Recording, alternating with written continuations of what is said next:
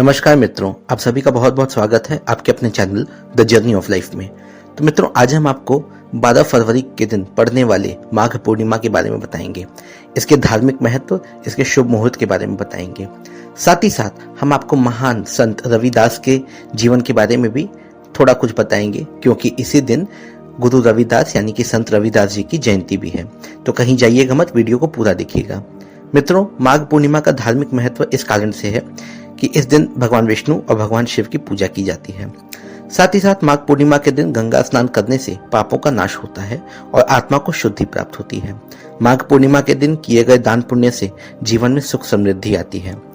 इसके बारे में अगर मैं कुछ विशेष बातें आपको बताऊं तो सबसे पहली चीज, माघ पूर्णिमा को अक्षय पुण्य देने वाली तिथि माना जाता है। माघ पूर्णिमा के दिन तिल, अन्न, भोजन और कंबल का दान करने से मृत्यु लोक से मुक्ति मिलती है। इसके अलावा माघ पूर्णिमा के दिन काले तिल से हवन करना चाहिए। माघ पूर्णिमा के दिन भगवान विष्णु और मां लक्ष्मी का अभिषेक करना चाहिए। माघ पूर्णिमा के दिन सोना खरीदकर मां लक्ष्मी को अर्पित करने से धन में समृद्धि आती है। इसके अलावा माघ पूर्णिमा के दिन कल्पवास का समापन होता है। माघ पूर्णिमा के दिन विशेष रूप से प्रयागराज संगम क्षेत्र में गंगा स्नान करने से मनोकामनाएं पूरी होती हैं और मोक्ष की प्राप्ति भी होती है। और आप सभी को पता है कि 2025 का महाकुंभ अभी प्रयागराज संगम क्षेत्र में लगा हुआ है, तो उस कुंभ मेले में आप जाकर के आप स्नान भी कर सकते हैं। और साथ ही साथ मैं आपको बता दूं कि 12 फरवरी के दिन शाही स्नान का भी योग बन रहा है। तो चलिए अब मैं आपको शुभ मुहूर्त के बारे में बताऊं। माघ पूर्णिमा की शुरुआत 11 फरवरी को शाम 6:55 पर होगी और 12 फरवरी को शाम 7:22 पर समाप्त होगी। ज्योतिष शास्त्र के अनुसार सूर्योदय होने के बाद ही किसी तिथि की गणना की जाती है, तो ऐसे में उदया तिथि को ध्यान में रखते हुए 12 फरवरी को ही माघ पूर्णिमा मनाया जाएगा। मित्रों, अब हम आपको बताते हैं संत रविदास यानी गुरु रविदास जी के बारे में। गुरु रविदास को रैदास के नाम से भी जाना जाता था।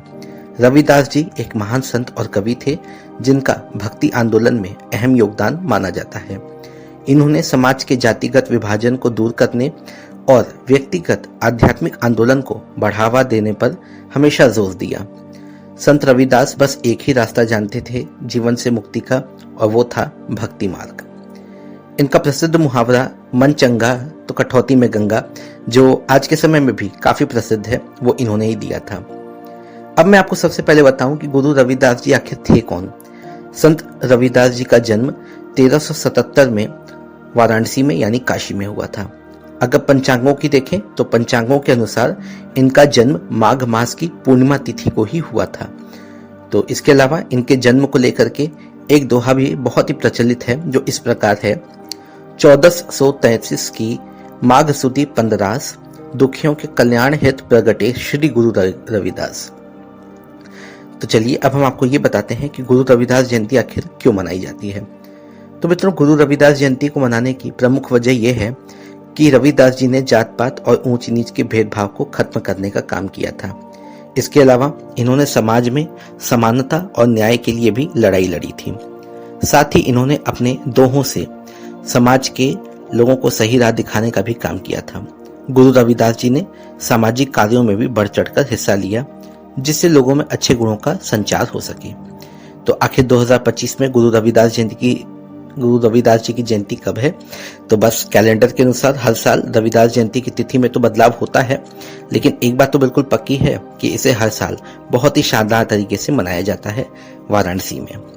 मित्रों, इस साल 12 फरवरी 2025 को रविदास जी की जयंती मनाई जाएगी, जिसमें विशेष रूप से वाराणसी में इनके जो स्थान है, इनका जो जन्म स्थल है, जो इनका मंदिर है, वहां पे सभी लोग बढ़ चढ़कर हिस्सा लेते हैं, जिसमें बहुजन समाज के लोग भी हैं और साथ ही साथ सिख समाज के लोग भी यहाँ पे बढ़ चढ़कर सेवा देते हैं और लंगर चलाते हैं। तो मित्रों, उम्मीद है आपको वीडियो से जानकारी मिली होगी।